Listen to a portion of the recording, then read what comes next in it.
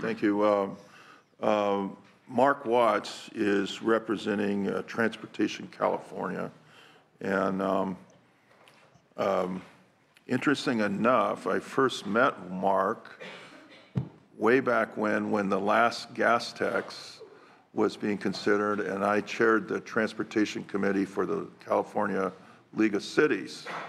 And I was on the negotiating committee working with Mark and others and trying to put together the last gas tax increase, and we established the local state partnership program in that measure. So I'll turn it over to Mark representing Transportation California. Thank you for being here, Mark. Well, Mr. Chairman, thank you very much. Those were indeed heady days getting that job done back then, and I look forward to getting a job completed here. I also learned early on as I came to this committee that cloaking yourself in the shadow of Will Kempton is beneficial. So I just want to introduce you to my organization, Transportation California. For the 2 years prior to his departure, Will was our executive director, and I've been filling his shoes in the meantime.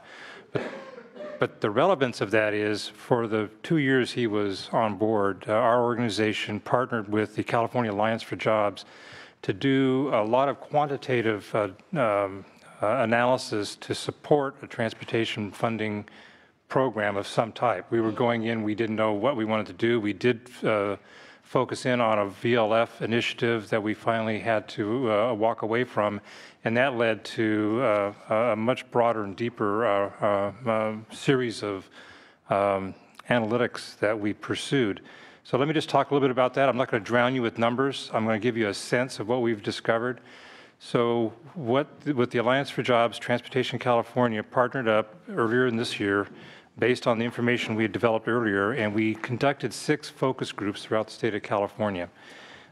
We then took the findings of those focus groups, which we were able to kind of synthesize into some theories and go do some poll survey work that we completed in April. The purpose of the focus group approach was we didn't know how to really engage with the voters, so we knew it was not going to be a success to go straight to typical survey work. And we're, in retrospect, glad that we did it and took on the approach that way. We did find out that, well, we were pursuing which programs the voters would score the highest or prefer that we approach. We tested the receptivity to a different series of revenue options, so we had an idea, so we could develop the idea of what would be supportable, and we looked at a number of other things like that. What came out of all that, their priority was maintaining and repairing streets and highways, was by far and above the highest priority that they came away that they took away. Frankly, in those focus groups, when you ask what is the number one thing, you know, like I said, it was 41%, but the engaged conversation that would roll from that was really invigorating. When we got around to discussing their level of understanding of how transportation is financed in the state and whether it's adequately financed, they determined close to 50% level that they felt it was underfunded. They could tell, they had a sense of that from seeing what was going on around them, and they differentiated pothole repair and other kinds of repair needs from the vast amount of major Prop 1B projects that were winding down. So they could see that coming and underway, but they could also see that there was a disconnect in terms of maintaining the road system. We shared with them some background facts on the status of the road system, and that moved them even further in the direction of understanding that we were underfunded. So what we took away from the focus groups was you can make a case with the voters, and the 2 most compelling arguments were failure to keep up with transportation needs led to the backlog that you see today, and failure to address it now will only increase the cost down the road. That resonated very strongly with the focus groups. We then had some interesting discussions, and I think the chair saw one of these focus groups where we asked them to build a funding structure from scratch with the assistance of the facilitator. And we got solid support from voters to put together a funding mix that totaled $3 billion or more in virtually every one of the focus groups. And support for that amongst the individual focus groups was around 63% when they finally got to complete their homework assignment in the focus groups. Our April surveys were then built based on what we learned in those focus groups. And in the April surveys, we found out that 3/4 of the participants preferred a combination of taxes as opposed to relying on a single source. We also learned that in the phone surveys that many of the public members don't really understand when you use terms of vehicle license fee, vehicle registration fee. They don't distinguish them from each other. They don't quite understand what they're used for. They don't understand the connection between those and the highways. And they had little or no understanding of the truck weight fees and why they're being used for the general fund until we explain it to them. So overall, here's what we found. Voters are acutely aware that roads are deteriorating. You don't have to spin them up. We went through the survey. They get that. The highest priority is on making bridges and overpasses safer, maintaining existing road systems. Lukewarm to a single source solution, as I indicated. They do strongly desire having accountability provisions built into any transportation revenue program, and I think that makes a lot of sense. When you go from a program where they accept it in about the 50% range, but add accountability, their support jumps by about 18 points. So it's very demonstrable. Very important to them. It is very important. So what do we recommend? I'll boil it down to 3. We recommend a funding package comprised of, I use the term modest increases, but maybe modest plus increases among several sources as the foundation for a funding package, possibly phasing in, depending on the fund source, and then adding in accountability at the as part of the foundational package. And we've got some ideas on accountability. The LAO mentioned some ideas, and we'd be happy to join together with the Alliance and Transportation in California, working with your committee and with all the stakeholders. Thank you. And let's go to, lastly, let's go to Jim Madifer, chair of the Road Use Charge Technical Advisory Committee, but he's really like a transportation commissioner from California. So welcome, and thank you for being the last speaker. And thank you for all your hard work on that committee. I know it's been a lot of meetings all over the state. So I'd like to hear from your perspective on this. What are our options, and what do you think after all the work you've done? You've done a lot of work on this. So. Well, thank you very much, Mr. Chair, and honorable members of the Senate committee. I am Jim Madifer, and it is an honor to be here today, and I'm cognizant of the time batting cleanup, so I will be very quick in my comments. First, as indicated, very grateful that you folks are having this hearing and that the governor called the extraordinary session.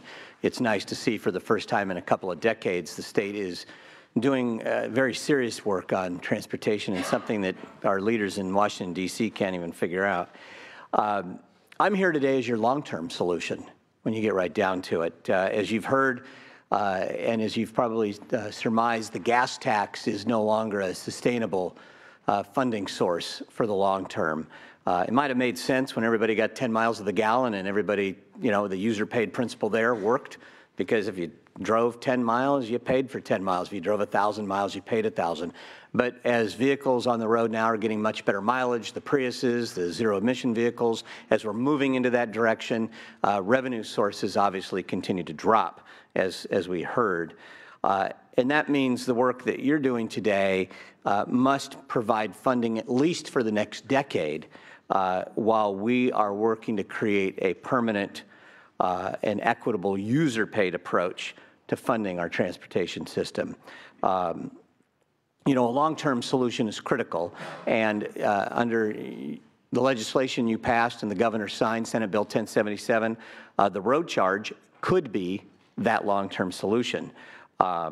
But funding transportation today, through what you're working on, would allow us to continue to develop the road charge program into a mature and sustainable revenue source that could ultimately eliminate and replace the gasoline tax altogether.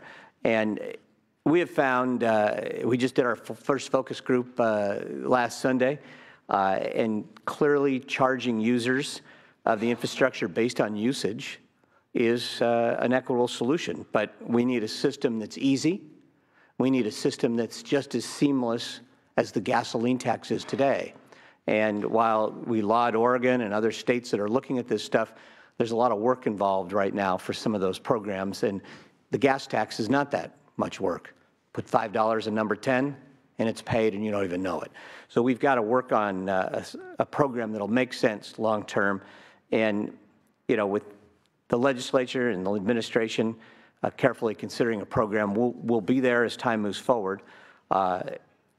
You need definitely funding to maintain the infrastructure investment we have, and we need the time necessary to develop a program and ensure that the public fully understands how this will work. But I can assure you, as you mentioned, Senator Bell, the work that we've done so far, we just completed our 6th meeting, just actually last week here in Sacramento, and we are moving around the state. We're really in an information gathering mode, and at the same time, we're crafting this pilot program that will launch soon in the state of California that'll give us the information we need to give a program that embraces privacy and also at the same time embraces technology. So we might have something as simple as buying a timestamp that you could stick on the back bumper of a car where you pay cash for it. They don't even need to know when you drove, where you drove, how you drove. You stick it on the car, to the most high-tech, embracing the telematics involved in vehicles today to actually report miles driven on publicly financed roads that can somehow or another ultimately replace the gasoline tax. So that's where we're headed, and I'm just happy to report that things are moving along very well. Thank you so much for your time. Thank you very much for that report, and keep up the good work. At this time, we had our options panel. We want to invite anybody that has questions. Senator Murkowski and Senator Barrio. I have some ideas, and I thought that I would share with you so you can figure out what I've been thinking about as I get to these challenges. Supervisor, I'm very proud of the work that I did in Alameda County with Measure BB, and I know that we had a legislation that allows Contra Costa County to go out, so I'm familiar with and happy about that. In the big picture, I'm thinking over the next decade that we have to somehow funnel $78 billion to the locals and $58 billion to the state to sort of pick up on the back fee. And it seems to me that and this is the Wachowski idea, is that what would happen if we gave all the gasoline sales tax to the locals? If we just gave that to the locals, and we actually increased it by 15 cents, because I think that's the inflation. That, I believe, gets us to about $7 billion. Now, it puts a big hole in the state side, and I think if we raise the diesel excise tax by 15 cents also, that picks up about $500 million. Now, I thought 1931 is a beautiful year when we went with the vehicle license fee, and it was 2 cents. The chart that you passed out, Jessica, says that we get about 3.5 if we go a cent. If we go up to 2 cents, restore it back to where it was, then the state keeps all that money. And Supervisor, you see I'm disagreeing with you. I don't want to share the money with you. I want to give you the money. But that's a depreciating asset. Right now, I think we look at the states and locals and say, you get the gasoline tax, but then we have to establish a vehicle license, vehicle miles travel. And I know that the technology challenges that we have, but I'm thinking about the chair's mother and my mother who don't travel much, but I think I'd like to start off with a base of 12,000 miles and calculate a 2.1 cent miles travel, and until we come up with the technology, because as the visionaries all the people that sit here, have people come in to the DMV, figure out a program where if you only travel 1,000 miles, then they get a rebate. But if you travel more, then until we figure out the technology, you're beating the system. But I think 2.1 cents gives us $250 per car. Now, I have 4 cars, but I don't travel 12,000 miles on each of the cars.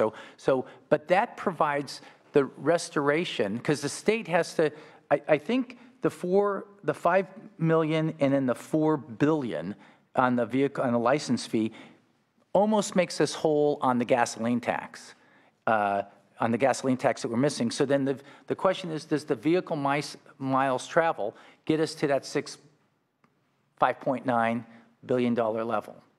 And then I just added on, I know we have to do something with the weight fees, and that's okay. I think for confidence, because it's a theme here, starting off with writing a check from the general fund for $900 million to folks to say we're even. The bonds we're going to pay back from the weight fees, because that's transportation remade. But the confidence that we build to folks, is that the bones of addressing the needs? Now, politically, we can put that aside. You know, I mean, whether people can swallow 15 cents on the gasoline tax, restoring the vehicle license fee, and then going to vehicles miles traveled. But does the math, am I in the ballpark on the math?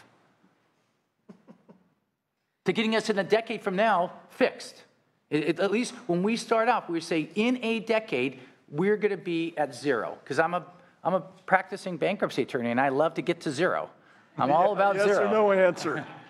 Oh, boy. Is it there? Am I there, Mr. Secretary? Well, I'm sorry. I'm not sure I'm following you on the math right now, and there's some timing issues with the VMT, because I think that's got to be socialized a bit before it's going to be acceptable. And that's exactly why we're doing a pilot project on that. But if I heard you right, the numbers you were using were based on what you heard today in terms of total needs, and trying to find a way to get there through, if I understand what you said correctly, a gas tax piece, a VLF piece, and a VMT piece. Right.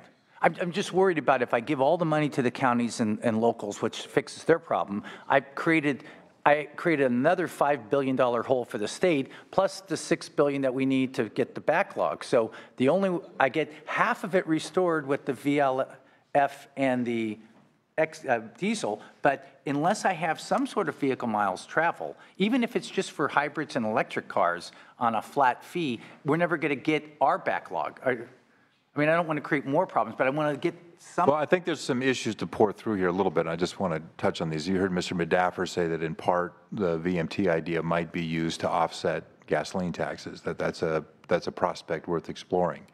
So that's the next step. So is all of your stuff additive, or is it not additive? And so I think that's a question.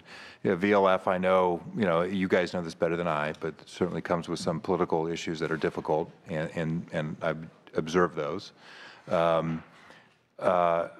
But, I mean, look, the idea that I think you're articulating that is shared in many corners is this idea that it's probably not going to be simply one source that helps us get to where we need to get to. It's going to be a combination of things. There may be elements of a vehicle fee. There may be elements of a gas tax or an indexing. There may be elements of expedited loan repayments. All of those things become part of this, and I think it's going to, because the volume is so big and the need is so big, it's going to be more than one source.